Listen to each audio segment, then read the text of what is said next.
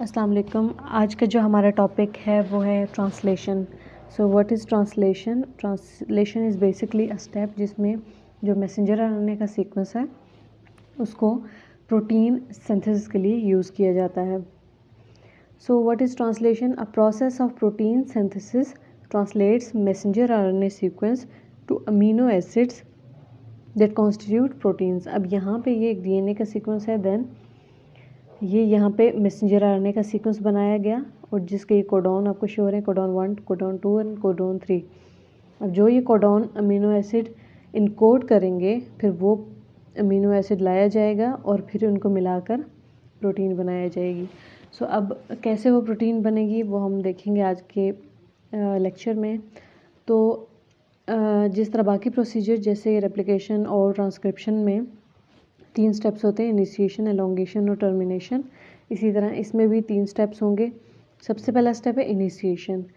So what is initiation? Initiation के आगे 4 steps हैं। नंबर 1 पे आता है recognition of AUG and then second step है addition of formyl group to initiator transfer RNA.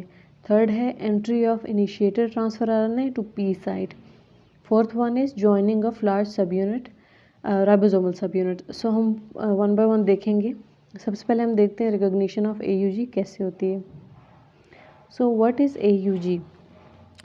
AUG हमने पढ़ा था कि AUG is a start codon. जहाँ पे AUG प्रेजेंट होता है वहाँ से जो प्रोटीन सिंथेसिस है ये उस कोड को रिकग्नाइज़ किया जाता है एज अ स्टार्ट कोडॉन। सो ये स्टार्ट कोडॉन है। अब इसको रिकग्नाइज़ कैसे किया जाएगा कि ये स्टार्ट कोडॉन है, कैसे इसको कैसे ही इसके साथ बाइंड किया जाएगा या इसको रिकग्नाइज़ किया जाएगा कि यहाँ से स्टार्ट करना है। सो वो ऐसे रिकग्नाइज़ किया जाएगा कि सबसे पहले हम देखते हैं कि ये जो हमारा इमेज है इसमें एक राइबोसोम है जो कि स्मॉलर सब यूनिट है। यहाँ पे प्रोकैरियोट्स का दिखाया गया है। सो प्रोकैरियोट्स का जो स्मॉलर सब यूनिट है वो है 30S राइबोसोमल सब यूनिट। सो ये 30th सब यूनिट है। आपको पता है कि जो राइबोसोम्स होते हैं वो मिलकर बनते हैं राइबोसोमल आरएनए एंड प्रोटीन से। ये ब्लू कलर की प्रोटीन है और ये जो ब्लू है ये है राइबोसोमल आरएनए। अब राइबोसोमल आरएनए का फंक्शन क्या है? राइबोसोमल आरएनए का फंक्शन ये है कि मैसेंजर आरएनए की पोजीशनिंग करता है। What is messenger RNA? ये आपको नज़र आ रहा है मैसेंजर आरएनए, जिसको हम कहते हैं जिसके अंदर मैसेज प्रेजेंट होता है। ये है मैसेंजर आरएनए। इसको कैसे पोजीशन करता है? ऐसे पोजीशन करता है कि मैसेंजर आरएनए के पास एक सीक्वेंस होता है जिसे कहते हैं शाइन डेलगर्नो सीक्वेंस। ये सीक्वेंस होता है, ये इसका स्पेसिफिक होता है जैसे UAAGG। सो शाइन डेलगर्नो सीक्वेंस ये मैसेंजर आरएनए में प्रेजेंट होता है। इसके कॉम्प्लीमेंट्री जो सीक्वेंस होता है वो राइबोसोमल आरएनए में प्रेजेंट होता है। सो अब होगा ये कि ये दोनों आपस में बॉन्डिंग बना लेंगे। जब ये बॉन्डिंग बनाएंगे तो राइबोसोमल आरएनए और मैसेंजर आरएनए अटैच हो गए और इस तरह से मैसेंजर आरएनए स्मॉलर सब यूनिट में पोजीशन हो गया। अब ये मैसेंजर आरएनए कहीं भी मूव नहीं करेगा। ओके, अब यहाँ पे हम देख लेते हैं कि क्या लिखा हुआ है। Recognition of AUG Shine Dalgarno sequence. So a purine rich sequence of nucleotide जिसका नाम है Shine Dalgarno sequence. Purine means A present होगा इसमें। Is located 6 to 10 bases upstream to the initiating AUG codon और मैसेंजर आरएनए मॉलिक्यूल। ये messenger RNA का molecule है, इसमें ये AUG कोडॉन प्रेजेंट है। इससे 6 to 10 bases अपस्ट्रीम पे शाइन डेलगर्नो सीक्वेंस प्रेजेंट है। द 16S राइबोसोमल आरएनए जो कि ये है component of the small ribosomal subunit has a nucleotide sequence near its 3' end. सो इसके जो 16S राइबोसोमल आरएनए है इसके 3' एंड पे एक सीक्वेंस प्रेजेंट है जो कि कॉम्प्लीमेंट्री है टू SD सीक्वेंस जो कि शाइन डेलगर्नो सीक्वेंस के कॉम्प्लीमेंट्री है। Therefore the 5' end of messenger RNA जो कि ये है and 3' end of 16S RNA जो कि ये है can form complementary base pairing facilitating the positioning of small ribosomal subunit on messenger RNA. सो अब क्या होगा, स्मॉल सब यूनिट जो है वो मैसेंजर आरएनए पे पोजीशन हो गया in close to initiating AUG codon. So AUG के करीब करीब ये पोजीशन हो गया है।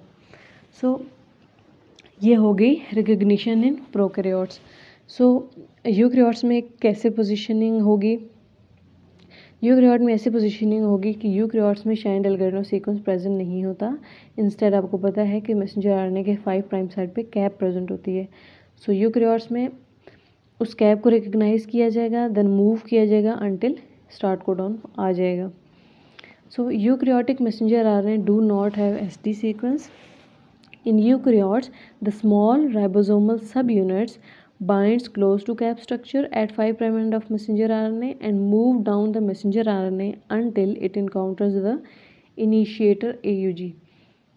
The scanning process requires ATP. So इस प्रोसेस को कहते हैं स्कैनिंग, जिसमें 5 प्राइम कैप को रिकग्नाइज किया जाता है और AUG तक पहुंचाया जाता है। देन सेकेंड स्टेप हमने पढ़ा था addition of formyl group. What is formyl group और इसे क्यों ऐड किया जाता है। सो ये है एक ट्रांसफ़र आरएनए। अभी तक हमने यूज़ कर लिया मैसेंजर आरएनए को भी अटैच करा लिया, स्मॉलर सब यूनिट को भी अटैच करा लिया, और अब हम लाएंगे ट्रांसफ़र आरएनए को। लेकिन ट्रांसफ़र आरएनए को भी प्रोटीन सिंथेसिस में लाने के लिए उसे रेडी करना पड़ता है। उसकी रेडी के लिए क्या चीज़ें ज़रूरी हैं। सबसे पहले तो ये ट्रांसफ़र आरएनए है और ये इसका CCA सीक्वेंस है। अब ये जो इसके साथ अटैच है ये मिथियोनिन है। सो ये क्या है मिथियोनिन, ये जो हमारे पास स्टार्ट कोडॉन है ये उसके करस्पॉन्डिंग अमीनो एसिड है। AUG हमेशा मिथियोनिन को कोड करता है। सो सबसे पहला जो प्रोटीन सिंथेसिस में आपके पास आता है जो अमीनो एसिड आता है वो होता है मिथियोनिन। सबसे पहले मिथियोनिन को अटैच कराया जाएगा, जो कि हमने पिछले लेक्चर में पढ़ा था कि मिथियोनिन को कैसे अटैच किया जाता है। सो सबसे पहले मेथियोनिन अटैच होगा, उसके बाद क्या होगा, फॉर्माइल ग्रुप ऐड किया जाएगा। ये आप देख सकते हैं ये एक फॉर्माइल ग्रुप है जो कि मिथियोनिन के साथ अटैच किया है, तो अब ये बन जाएगा फॉर्माइल मिथियोनिन। कौन इसको अटैच कराएगा, transformylase. So after methionine is attach to the initiator transfer RNA, the formyl group is added by the enzyme transformylase. In eukaryotes, the initial transfer RNA carries a methionine that is not formilated. अब इस साथ के साथ जैसे जैसे prokaryotes की भी बातें साथ साथ यूकैरियोट्स की भी बातें आ गई। सबसे पहला डिफरेंस ये था कि प्रोकैरियोट्स में SD सीक्वेंस है जबकि यूकैरियोट्स में SD सीक्वेंस नहीं है। उसकी जगह 5 प्राइम कैप को रिकग्नाइज किया जाता है। यहाँ पे प्रोकैरियोट्स में जो फॉर्माइल मिथियोनिन होता है जबकि यूकैरियोट्स में मिथियोनिन जो है फॉर्माइल नहीं किया जाता, फॉर्माइलेटेड नहीं होता। अगला स्टेप क्या है, ये अभी तक इनिशिएशन चल रहा है। सो इनिशिएशन का अगला स्टेप ये है, जो फॉर्माइल मेथियोनिन आपने तैयार कर लिया है, अब आपने उसको उस मशीनरी पे लेकर आना है जो कि आपने पिछले स्टेप में रेडी की थी। वो क्या थी कि राइबोसोम और मैसेंजर आरएनए पोजीशन हुआ था। अब ये जो फॉर्माइल मेथियोनिन स्टेप था उसमें यही था कि लार्ज सब यूनिट्स आके ज्वाइन कर लेगा and a functional ribosome is formed with the charged initiating transfer RNA in the P site and the A site is empty। जैसे ही लार्ज सब यूनिट अटैच होगा आकर तो ये पॉकेट्स बन जाएंगी 3, A, P और E साइट। जो फॉर्माइल मेथियोनिन है वो P साइट पे अटैच होगा जबकि A साइट फिलहाल एम्प्टी होगा। सो एलोंगेशन क्या है, एलोंगेशन में होता ये है कि addition of amino acid to the carboxyl end of the growing chain. इसका क्या मतलब है, ये जो आप देख सकते हैं ये जो हमारे पास अभी प्रोसेस चल रहा है इसमें अभी तक काफ़ी सारे अमीनो एसिड अटैच हो चुके हैं, ठीक है। अब जब नेक्स्ट ट्रांसफ़र RNA आया न्यू अमीनो एसिड को लेकर, तो ये वाला जो ऑलरेडी चेन बनी होती है वो उसका जो कार्बोक्सिल एंड है उस पे न्यू अमीनो एसिड अटैच हो जाता है। अब ये क्या करेगा, ये अपनी सारी चेन लेकर इसके पास चला जाएगा और इसके साथ अटैच हो जाएगा। यानी कि अब जो न्यू चेन जो पहले P पर थी अब है A पर। सो अब एलोंगेशन का फर्दर क्या स्टेप है, after the peptide bond has been formed what was attached to the transfer RNA at P site is now linked to the amino acid on transfer RNA at the A site. जो chain पहले P पे थी अब वो सारी की सारी A पर आ गई। अब क्या होगा, अब राइबोसोम क्या करेगा, वो जो पूरे का पूरा राइबोसोम का कॉम्प्लेक्स है वो मूव करेगा 3 कोडॉन आगे. The ribosomes then advances 3 nucleotides toward the 3' end of the messenger RNA. This process is known as translocation. Ribosome के 3 कोडॉन आगे मूव करने को कहते हैं ट्रांसलोकेशन. और इसमें 2 फैक्टर्स इन्वॉल्व होंगे. The participation of elongation factor GGTP and elongation factor 2GTP and GTP hydrolysis. Translocation causes the movement of uncharged transfer RNA from P to E side. The process is repeated until a termination codon is encountered. So what is termination? Termination क्या है? Termination codon जैसे ही आएगा वहाँ पे protein synthesis stop हो जाएगी. Termination occurs when one of the 3 termination codons move into A site. These codons are recognized in E. coli by releasing factor 1 and releasing factor 2. In eukaryote, E, R result in hydrolysis of the bond linking the peptide to the transfer RNA at the P site, causing the protein to be released from the ribosome.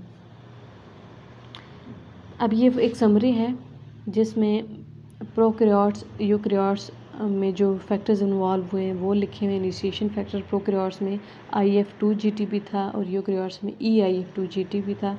Elongation factor EFGGTP in prokaryotes, EF2GTP in eukaryotes, releasing factor 1 and 2 in prokaryotes and ERF in eukaryotes.